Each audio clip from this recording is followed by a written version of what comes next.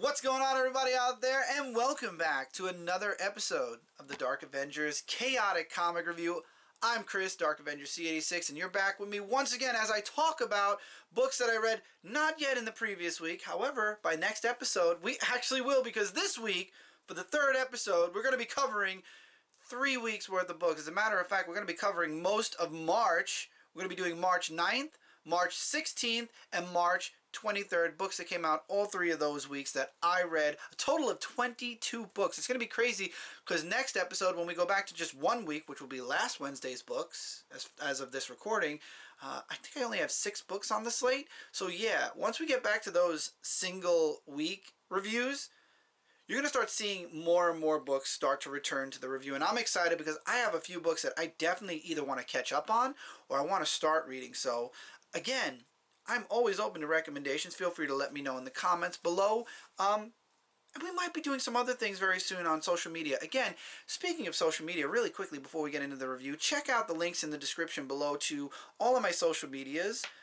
I have a Discord, I have Twitter, 2 Twitters as a matter of fact, because I also have a Twitch where I game, and I have a gaming channel, which I'm going to have to work on those links now that I think about it. And I'm going to stop talking about this so much because we've got 22 books, and I don't want this episode to be long, so we're going to get right into it. The good news is some of these books can be lumped together, like the first 4, and unfortunately this is going to be the last time we start a review off with X Lives of Wolverine, issue number 4, X Lives of Wolverine, issue number 5, the final issue, X Deaths of Wolverine, issue number 4, and then the grand finale of the entire event, X Deaths of Wolverine, issue number 5.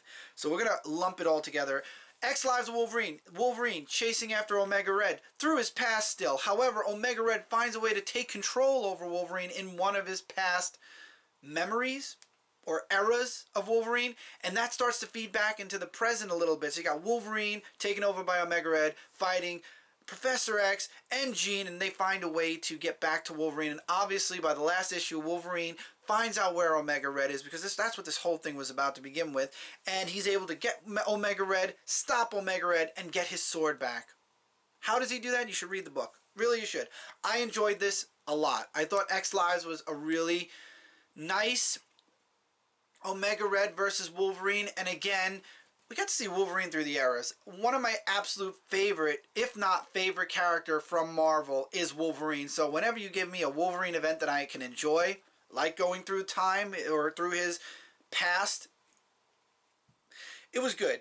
I enjoyed it, and I'm going to save my recommendations for when we finish X Deaths, which is what we're going to talk about now. But I will say issue number 5 of X Lives does say to read X Deaths of Wolverine, issue number 5. And honestly, you should have been reading, or should read if you haven't, X Lives and Death together, because they kind of do go hand in hand, especially because the 5th issue of Lives says to finish reading the whole saga in Deaths, because while Lives is going on, Deaths is going on, because Deaths follows Wolverine's family, and they're with a dark future Wolverine. And we find out about that dark future in this issue, and he's there to stop someone from creating a program that is going to not only wipe out the human race, but, well, it's meant to wipe out the mutant race, but it also wipes out human race as well. And there's another character who's come back with Wolverine as well. It's kind of like a Terminator kind of idea, where Wolverine is trying to save mutant kind and the human kind at this point, human race, but there's somebody else who wants to make sure that that dark future happens. And I love how he explains how all of his family members die in the book, in issue 4, and then at the end of 4, which I feel like I have to separate these two for a moment, at the end of issue 4, they're able to stop the person who was looking to ruin or make sure that what happened happens. She's able to infect Wolverine because his healing factor is failing. We find out that his healing factor was failing in the past, or in the future. See, I'm so used to the past. In the future, that when she infects him in the present, and we also find out in issue 4 how Wolverine was able to travel back in time. Apparently, Forge creates this seed that is able to, when Wolverine dies in the future, send him back to the past, and that's how this other person, who is also a mutant, finds her way back to the past as well. But anyway, Wolverine gets infected at the end of issue 4, and now it's up to the Wolverine family, and now Wolverine's done with X Lives, so now Wolverine actually steps in, present-day Wolverine, to stop the past Wolverine who is now infected And honestly, it's not even Wolverine anymore. The fight was epic. The artwork was great. And I love how one of the programs was able to survive. So it's not, it's over by the end of this issue, but it's not truly over because we can get a sequel to this at some point. And I also do like how it ends with this story is over, however, the threats are never gone, and we get to see a picture of Sabretooth. And I like that because we're getting either a Sabretooth mini or an ongoing. Again, I am just getting back into stuff now, and hopefully as time moves on, I won't be saying that so often anymore, but I am just getting back into stuff now, so I'll be checking out Sabretooth issue number 1 for sure. But yeah, he is a threat that is still out there as well, and it'll be interesting to see if there's going to be like a Wolverine versus Sabretooth at some point. And now that I'm all caught up, I'm hoping to maybe check out Wolverine, the main series again, as we progress. But this is a great series. If you missed it, I would definitely say check out the trade paperback or backs if they do 2 separate ones for Lives and Deaths. I don't know why they would, because they kind of go hand in hand. It would make more sense for all 10 issues to be in the same book. And from what I've noticed when it comes to trade paperbacks, they've been doing that with X-Men anyway. So I would just say get the Lives and Deaths of Wolverine trade when it comes out. Worth it. A really good read. I truly enjoyed it as a Wolverine fan, but I'm sure that this was a really nice series. If you've been enjoying X-Men or if you've been wanting to read more X-Men, check this out. I still want to get the trade paperback for X-Gala, X-Men Gala, X-Gala. That's what led into the new X-Men book, and I really would like to know what led into it. And I've heard nothing but great things about that event. It all took place in 1 month. I wasn't reading at the time, so I would love to get the trade at least to check it out. Maybe I'll do a review on that trade when it comes out. Let me know in the comments below. So let's get into another Wolverine book that I absolutely loved. And I actually have a friend who likes this type of genre, but unfortunately he doesn't read comic books. Wolverine Patch issue number 1. Now, we all know Wolverine has several different identities. Patch is the one he has for when he's in Manipur, and he is like a crime boss, or he is a boss at least, and he works in a special way. So he's in Manipur. He's Patch right now. I love how he doesn't even have a missing eye, yet he wears an eye patch. Patch has always been a very interesting character for me, one of Wolverine's different personas. But he's in Manipur right now. There's an issue going on, and someone goes to him for help. And he's also trying to help this other guy out who's literally a couple of days away from having his airplane shut down because he can't pay the bills. So this guy comes in with issues that he wants Patch to look into, you know, because Patch is good at doing his job. He's the boss after all. Or maybe he isn't anymore. You know, see, this is the thing. I don't know what happened because I know Mandrapore has taken over. I think Tiger is the head, and Patch is just one of the people that gets work done. Apologies if I'm wrong, and feel free to correct me. But he takes the job. The pilot gets the money so he can live another week, and they go looking into what's going on. And it turns out there's somebody else that's there looking into it as well. And then we also get, and this is my favorite moment, we also get Nick Fury and S.H.I.E.L.D. are looking into this. So we get to see Nick Fury and Wolverine kind of have a back and forth. And Nick Fury's like, listen, dude, and I love how he talks like he's a man from the 50s, but he's like, you're in my way, don't ruffle my feathers, get out of here, let us deal with it. You need to leave. And what happens is Wolverine knows that he's being watched now, so instead of having the pilot originally land, he just jumps out of the plane. He's like, get low enough. He just jumps out of the plane. We all know he has a healing factor, breaks his arm, and no problem, breaks it, puts it back in place. It's awesome. I love Wolverine. I really do. I love his different personalities. So he's there now, trying to look into, because there's a base, and he notices there's someone there. So he wants to look into it. But it turns out that there's a reward or a bounty out, and he gets into this fight with these 2 other mutants, and they believe they've killed him, and they walk away. He gets up, and he's just chasing after them because it's Wolverine. He could track people. I feel like I've said it's Wolverine a dozen times with this book so far. But anyway, he's tracking them now. To be continued. Great issue, good artwork, and if you love Patch, which I do, I love Wolverine's different personas, look into this book. It took me by surprise. I wasn't sure, A, about the artwork. I didn't know what art was in the book yet, and B, I wasn't sure about the story, but I'll tell you what, I really did enjoy this issue. It's definitely one of my favorite Wolverine books from this episode. All right, we're going into Superman for 2 books. First, Action Comics 1041. This is all following Midnighter and I forgot the other person's name, but what they're doing in the background while Superman is trying to escape. And honest to God, it's good to be reading Superman again. It's good to be reviewing Superman again, especially because I did drop Superman before the reviews ended. But this book, I don't like how they've aged Superman to basically the Kingdom Come point. Superman's way too old, and it could be because he's losing his powers, but I'm just... They age John. I don't understand why they feel they have to age Clark as well. And it's not aging well with me. But it ends with we finally find Superman and he comes to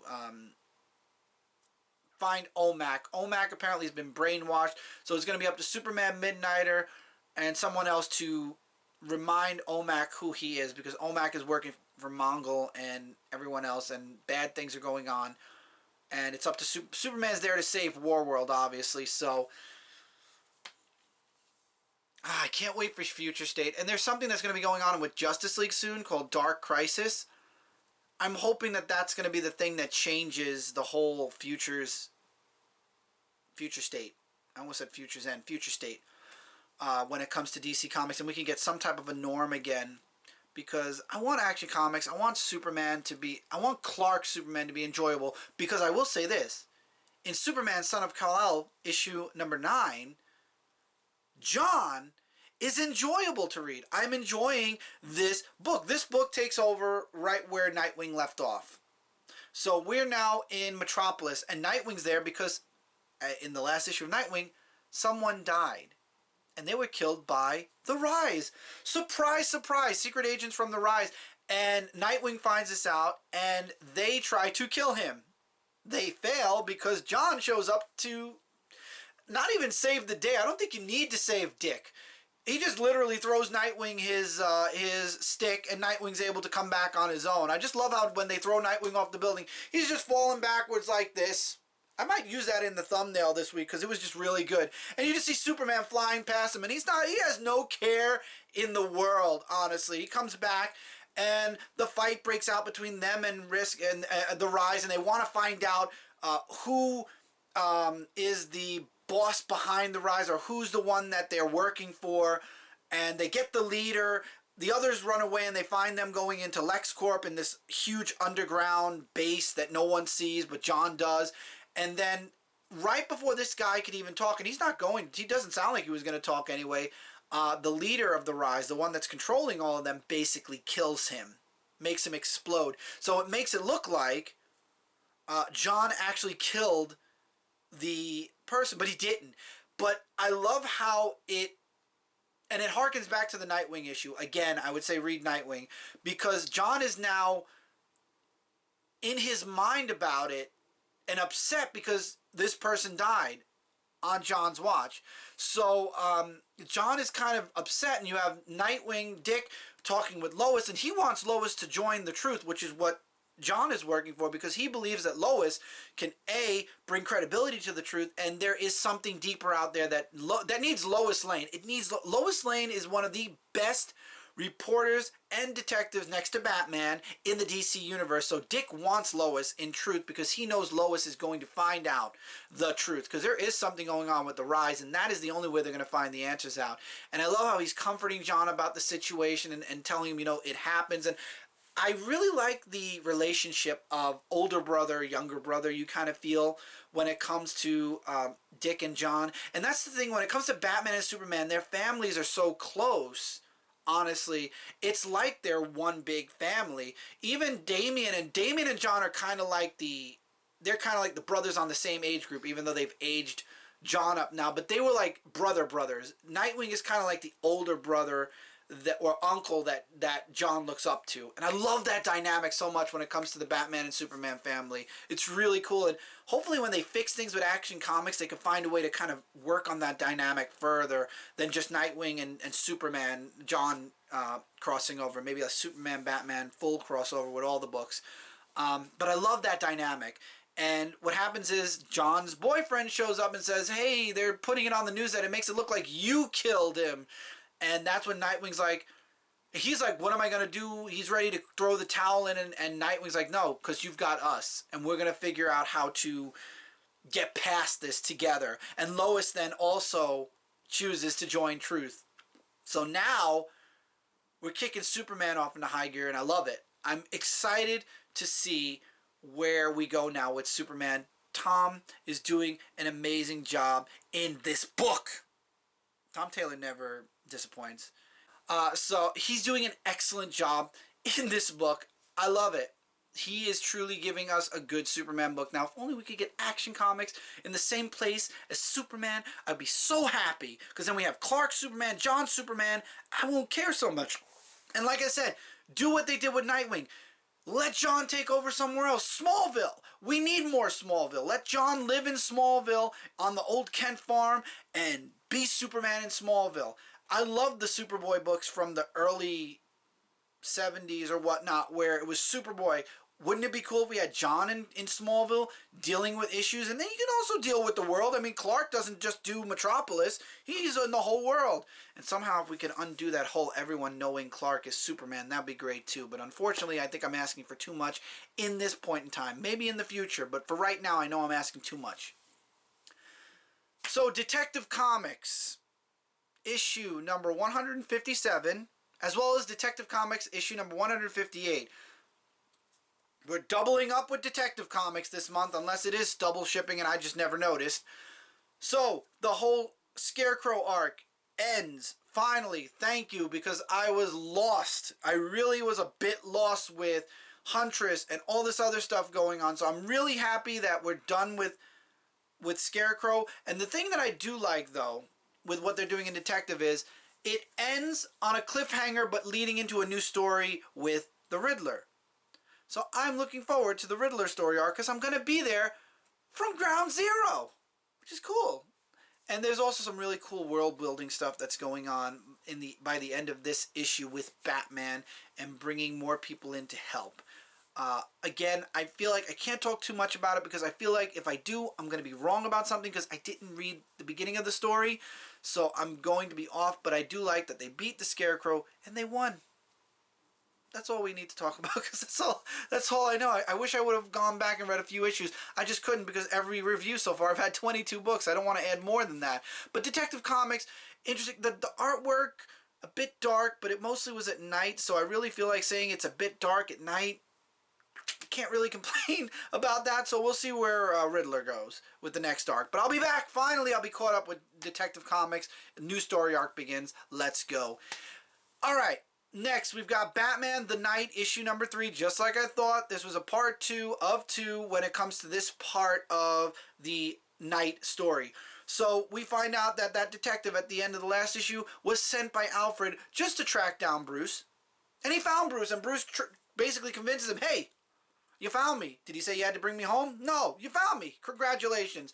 We have this problem going on, and it turns out they stole from a serial killer who's now going cuckoo for Cocoa Puffs, and they've got to stop him. And they want Bruce out of it, especially the detective. He's like, Bruce, you don't know what you're doing yet. And truly and honestly, he doesn't. He doesn't know what he's doing. And he screws up, and it gets the detective hurt. And then he goes in and tries to save the day again, and things don't go that well at first. As a matter of fact, he puts the pieces together too late. I won't spoil what too late means, but he puts them together too late. So he goes in and he loses control because Bruce is still dealing with that anger. We all know that Bruce had a lot of anger in him before he finally learned a way to channel it all in the correct way. And that's why in the end, him and the woman go separate ways because she fires him. She doesn't want it. She said, you only used me to learn a set of skills. And that's now what he wants to do with the detective. He wants to go and spend time with him now to learn the detective's skills. And he does make a phone call to Alfred and say, listen, you've taken care of me for so long, I need to take care of myself right now. It's not forever. I love you and I'll be home soon. And you just see in the end of the issue, and again, this shows the dynamic of how close Alfred was to Bruce. You see him listening to that message over and over again because Alfred thinks of Bruce as his son. He really does. And he's trying his best to raise him, not only because of the Waynes, but because he truly cares about Bruce, and the fact that he can't take care of him, you could see how that's really weighing on him. I'm looking forward to the next issue. This has been a pleasure, because I didn't think I would be enjoying this.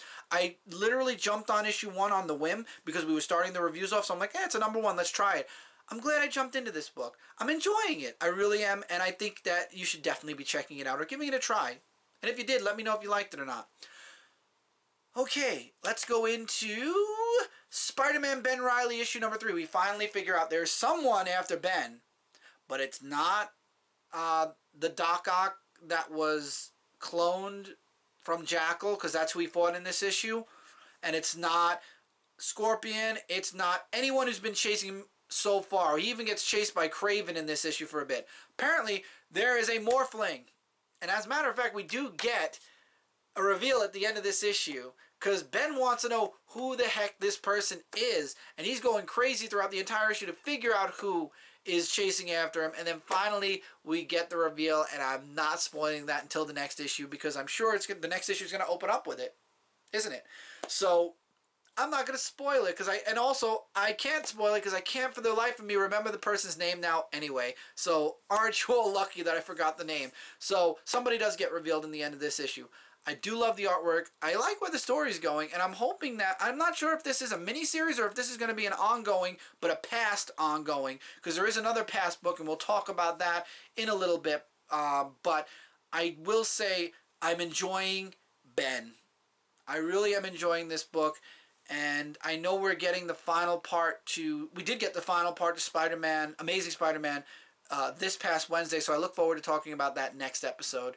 With Ben and figuring out what's going to happen with Ben, because Ben's losing his memories. But that's for our next episode. This episode we're going to continue on. I know I'm going to make one of my friends very, very upset, and I'm sorry, Alan.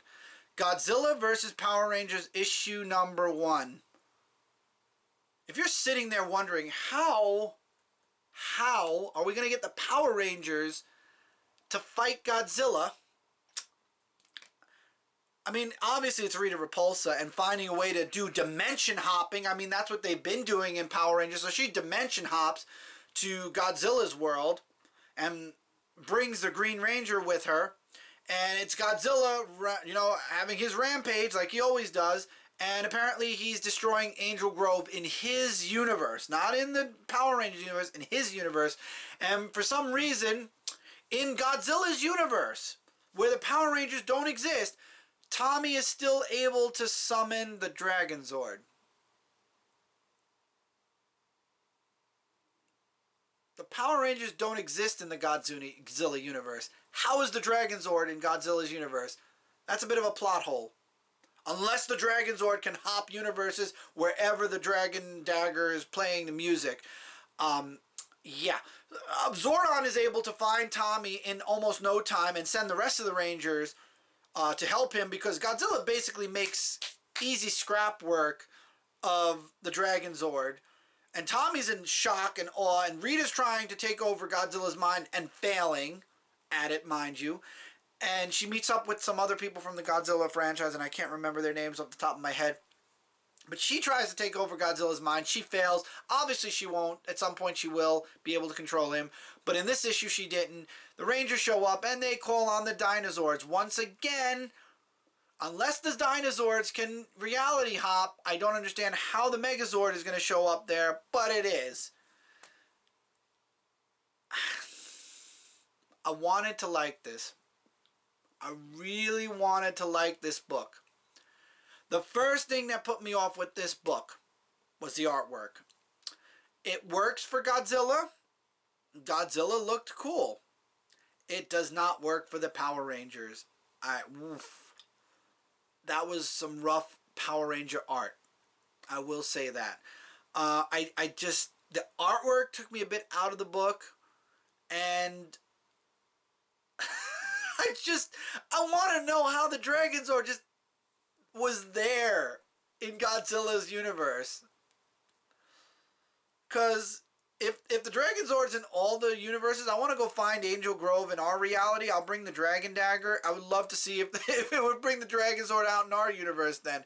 Because that was a plot hole, a really good plot hole. Unless I'm completely stupid and all of you are laughing at me, and it turns out that the dinosaurs can reality hop. Maybe they can.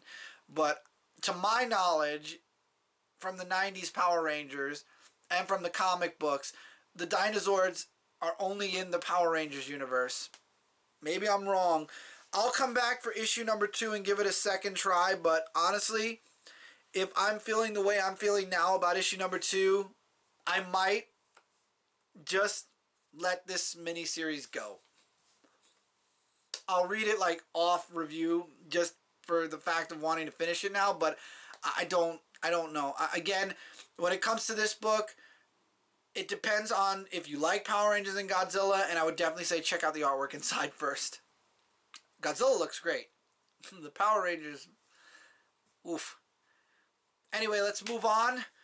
Venom Lethal Protector, issue number 1. We got a Ben Reily in the past book. Let's give Venom 1 too. Why not? And I liked it because this is where Venom was still wanting to kill Spider-Man, and Eddie Brock is...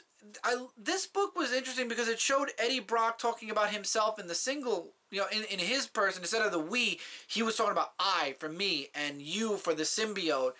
And now we are one, but at one point we weren't one, and this was, and this was my life, and he ruined my life, and then this was your life, and Spider-Man denied you. He got me fired, he rejected you, and now we're together, and we're going to make him pay. But right now we're, this is at the point where Venom was kind of becoming that anti-hero, where he was doing good, but at the same time he still wanted to kill Spider-Man. And you see him save this old woman's purse, and the old woman screams monster at him instead of thanking him and runs away looking for the police. So Venom runs off. But then you had this squad at the beginning of the book that tried to take down Venom, and Venom made easy work of them. And you get this geeky guy who comes in, and he does look geeky, and he wants to fight Venom. He wants to join the gang. They laugh at him, and he leaves. But he goes after Venom, and he makes easy work of Venom. As a matter of fact, we don't know what's happened. Obviously, it's not going to stick, but something happens to the symbiote at the end of the issue. And Eddie's kind of left all alone for a bit. And it's all because of this geeky little guy. And the gang's like, we need to find him. He was actually good. And now they're going to find him and bring him in to take the bounty on Venom. I thought this was a good first issue. I'm going to stick around. I like the artwork in the book. It definitely gave me a 90s feel a little bit. And I'm interested in seeing where Lethal Protector is going. And if it's an ongoing as well for a past Venom. I mean, right now we're dealing with Venom's son, Dylan, as Venom. So, I mean, why not? Why not have a Venom with Brock book as well? But speaking of Venom, Dylan, let's talk about Venom issue number 6, where he is hiding out because Liz chose his breakout to make it look like we were just trying to find, learn more about the symbiotes, and they attacked us, and they are dangerous, and we need to find them, and we need to get Venom, and we need to lock him up. So, now he is on the run, and he's in this little town.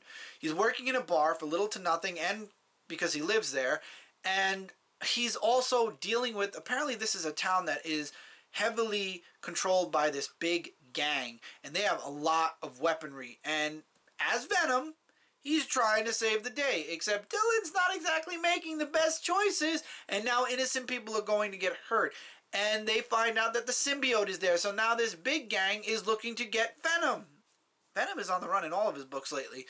So now innocent people are getting hurt, and it's up to Dylan now to save them, and he's the one that's causing the issues. So it's going to be very interesting where the next issue goes, because Bedlam is all, I think that's the name of the symbiote. He knows what's going on, and he's chasing after Venom. It's going to be an interesting collide in possibly the next issue, but I'm looking forward to seeing what's exactly going to happen next, because Dylan is not his father. I will definitely 100% agree, but I don't think he's going about this right either.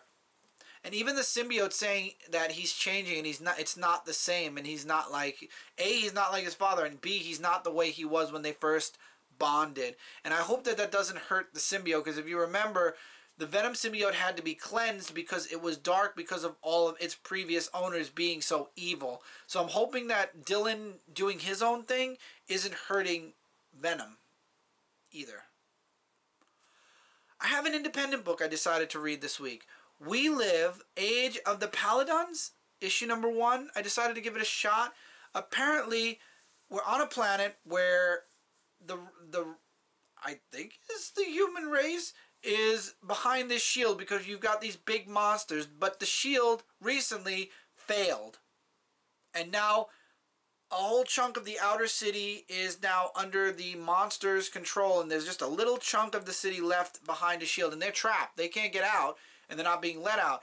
And it follows these soldiers who are trying to bring goods and whatnot. We get a little bit of an idea of the monsters and whatnot, how they work. I don't know. Again, I'm putting this in the review because I love the artwork in the book. That's one thing I will say. I did like the artwork. The story was intriguing, but the thing is, there's an issue number 2, but there's also another series called We Live, I don't know if it's Blackout or Black or something. I'm guessing it's like a side book to this. And I don't want to get too involved in a book that has like a universe connected to it. If I did, I would want to go back and try to catch up on the books that were coming out with the zombie apocalypse. I forget, the one with Hotel and all that other stuff. I can't remember the company off the top of my head right now, so I just put myself on the spot. But I would love to get back into that universe as well. But I'll give the next issue a shot. I'm going to give the issue number 1 Black. Obviously, I'm going to be down on books come the next episode, so I mean, why not add a couple more books for sure. This was an interesting first issue read. We got to see, like I said, the monsters, and then the end of the issue, we see that the shield now is completely gone. The shield breaks, and now they're being attacked by the monsters from the outside, and that's where the issue... It gives me Attack on Titan feel, kind of, a little bit. So I'm looking forward to seeing the next issue and seeing where we go. Again, stay tuned, and we'll see if this book sticks or doesn't. We're going to go into the War for Earth 3 we're in right now. These next 2 books are connected to it. Flash issue 780. Basically, it's Flash being kind of like going against Johnny Quick, but he's being distracted because Johnny Quick's only there for one thing and one thing alone, and that is the treadmill. That damn treadmill. Why does he have the original treadmill in underneath the Flash Museum? But they get it, and that's really the main part of Flash. And I love how in the end of Flash, he just walks off like, oh, well, you know, another day, another whatever, you know, life is going to continue on. But then you go into Teen Titans Academy issue number 13, who they're reeling from the previous fight with Red X, which I'm looking forward. I'm going to be sticking with Teen Titan Academy because the next issue obviously is going to be a next story arc starting.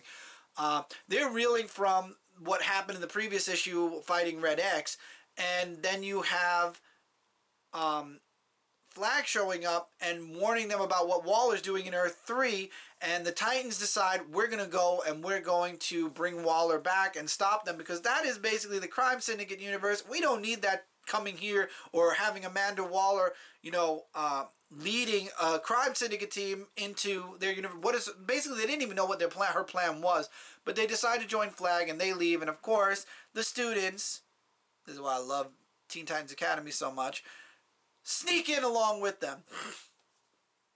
Next episode, I will be doing the final issue, which is issue 2 of the War for Earth 3. So we'll find out how all of this culminates and ends next episode.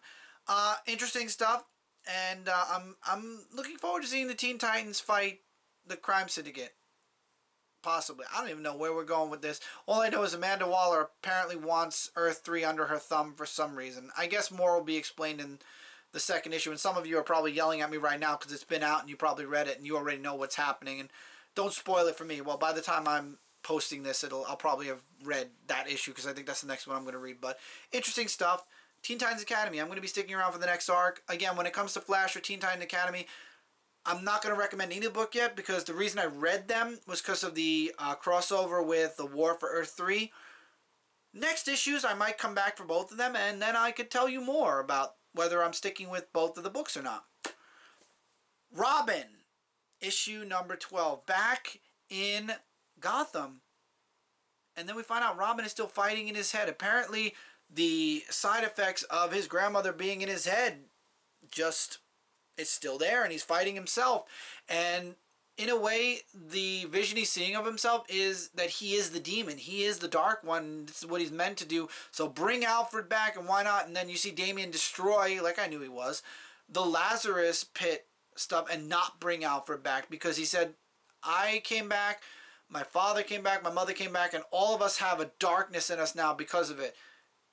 Alfred deserves better than that. Obviously, they're going to find a way to bring Alfred back at some point, but until they do, I agree with Damian. The Lazarus Pit does have a way of corrupting people, and there will be something corrupt. Even Red Hood got corrupt by being brought back by the Lazarus Pit. So that's when his mother shows up and offers him a job working with her. She wants to right some wrongs that she's done, and she thinks that Damian would be perfect for it. And Damian wants to fight his mom and actually does get into a little bit of something, but in the end he ends up joining her, possibly. We'll see. But we do get a really interesting ending of the book. We find out that, if you remember all the way back in the beginning, because I remember talking about this book, Damian had his heart ripped out by Lifeline in issue number 1. That's how issue number 1 ended, and we went into issue number 2, and Damian was brought back. She kept the heart and snuck it off the island because somebody else wants the blood of the demon. So we're not done with the blood of the demon yet. We're going to continue that in Robin. So I'm looking forward to seeing where we go with Robin. Robin has been a really good, interesting book. This was a nice way to end the first arc. You know, kind of like a little, what do you call, follow-up. Now we're going to go into something new. Let's see where we go. Obviously, we're sticking with the blood of the demon. Spider-Gwen, Gwenverse, issue number 1. Now, I read that a while ago, and I wish I could remember it all so bad. But I love how Gwen was fighting her father in this book. We got her hopping universes where she is different heroes, and she ends up fighting herself as Thor, or that's how the next issue is going to come in. Very interesting. It's nice to see the artwork back again. I love Spider-Gwen, and one thing I do remember from this book is when MJ admits that she knows that Gwen is Spider-Gwen now, and all of a sudden it went from them fighting to her literally idolizing her.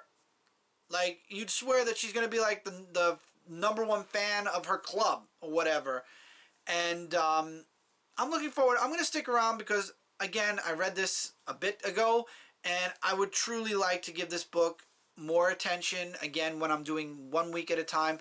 I would say check it out. I know I got a physical copy of Gwenverse issue number 1 because I love the cover, number 1. Number 2, again, I like the Spider-Gwen books. And there actually is an omnibus coming out, if not, it already did come out, of Spider-Gwen. I would like to pick that up, which covers almost all of the Spider-Gwen stuff that we've had since her debut all the way through to current day. And I actually would love to grab that just because I love Spider-Gwen. So, something to think about. Gwenverse, wish I could give more than what I've been giving, but that's what I got. Saga, issue number 57. I like this book because the end of the last issue obviously was just a tease. We find out in the end that, well, first of all, we go back in time a little bit and we find out that Fiona had her wings cut off. We get a little past flashback in the beginning of the book before we jump back into the present day, where the person who's threatening to do all these bad things to her or her kids if she doesn't let them do it to her, yeah, it was just a scare tactic. I was just scaring you, whatever. And she decides to go off with him, so she leaves the other guy in charge of the kids until she comes back. Her daughter is very comfortable with her leaving. It's been a while since that, but little Prince is a little bit hesitant about letting her leave, but obviously she does leave. And then we find out that some of the people that are staying with the family, there's some odd stuff going on. And as a matter of fact, the man that is working with Fiona, not Fiona, oh God, I forgot. Again, I'm going with the artist name. But we find out that the guy that's taking care of the kids might have had a darker past than we know right now. And it's going to be interesting to see if we find out more about his past. And we obviously are. I wonder if it's going to be next issue or in issues to come. But there might be some dark stuff about this guy. And it might come back to bite everybody later if there's a twist. And then also you have the Mark who brings Marco's head to the prince's world, or the king's world, whatever his name was, and he was meant to say, this is everything is metaphoric because the mother says something and it means something else, like there's code words, and now the Mark brings this skull to the prince's family, and they are like, I read the message loud and clear. So there's some subliminal messages going on, and I don't know what's going on, but something's happening. And I love Saga. It was a really great issue. I loved it. Something definitely to check out. Next, we've got Nightwing issue number 90. Dick gets targeted. His entire apartment building, as a matter of fact, gets targeted. And Flash comes in to save the day. But, of course, Dick finds a way to change into Nightwing, save all the tenants in his building. But afterwards, we find out that Dick has a target on his back. We all knew that already. And Flash is like, you're going to come live with me for a little while we figure out what's going on and how to stop it. So Flash brings Dick super quick to his house. And he's like, well, you're here already. You can't complain and you can't argue. And what happens is Barbara ends up getting kidnapped because that's Dick's girlfriend, even though she says there's nothing official really yet. And there isn't anything official yet. That's what I love about Dick and Barbara. There's never anything official, but at the same time it's there. But they kidnap her, and Flash and him, he tells Flash, wait, why are we going to go rescue Barbara? Let's let them take Barbara to wherever they're going and then surprise them. And that's exactly what happens. They find a way to sneak Barbara out without anyone knowing, and then when the truck arrives at its destination, enters Flash and Nightwing instead of Barbara. Looking forward to the next issue. Nightwing has been strong. I've been loving Nightwing a lot. Definitely something to a book you definitely should all be reading. And finally this week, Superman... I'm sorry. I'm so used to saying it the other way. Batman Superman World's Finest issue number 1. Does not take place in the DC universe, in the present day. Oh, it does take place in the DC universe. Present day. This is a previous story, or a story all on its own, because Batman has Robin, and I'm talking Dick Grayson Robin from what it looks like, from what I believe. Again, another book I read super early. I read it around the same time as I read Gwenverse because I was super excited to read it. Superman ends up getting hurt, and it's up to the Doom Patrol to help Superman. There was some really nice back and forth with Batman, and then there was Superman stuff in here. I wish I could give a few more details. Forgive me, I promise. Again, once we get through this, we're going into 1 week at a time. I'll be able to give more attention, because 22 books in 1 week I doubt will ever happen unless I really get super invested in a lot of books. And 1 week just happens to be like this, which that would be crazy. But not too far from the truth, because we've done that before on this review. Anyway, but I really did enjoy World's Finest. I love the artwork in the book. I like where we're left off with Superman's life is now in the Doom Patrol's hands. And Batman is just like, I'm going to let it happen because we've got to save Superman. And you see that the doctor from Doom Patrol, I forgot his name, has all kryptonite operating equipment, because that's the only way he's going to get into Superman. And I'm looking forward to seeing issue number 2, and I'm looking forward to having more that I can talk about when it comes to Superman. And I don't want to go too much further on it because we're already at 45 minutes. World's Finest, though, definitely one of my top books for this week. Wolverine Patch issue number 1, Nightwing 90, and Superman Son of Kal-El issue number 9 are definitely some of my top books from this week, my top enjoyments from this week. But with that being said, we've made it. We've done it. We've caught up. Now I've just got to get the other couple of books from this past Wednesday read, and we will have episode 4 coming really, really soon. Thank you all so much for being here. Again, check out all the links in the description below if you'd like to say anything about any of the books I talked about here, any recommendations, anything like that. Feel free to leave those in the comments below. More stuff will be coming now that we've caught up. My focus has been catching up on these reviews, and now that I've done that, I'm able to start working on some other things and look forward to some really fun stuff in the future from this channel, from Twitch, from the gaming channel. There's a lot of stuff that's going to be some fun, interesting additions to all the stuff that's going to be going on in the Shooting Star universe, because in the end, everything I do is part of the Shooting Star universe. So thank you all so much for being here once again. Take care, everyone. Keep reading, keep collecting, and I will see all of you really soon in the next one. Later, everybody.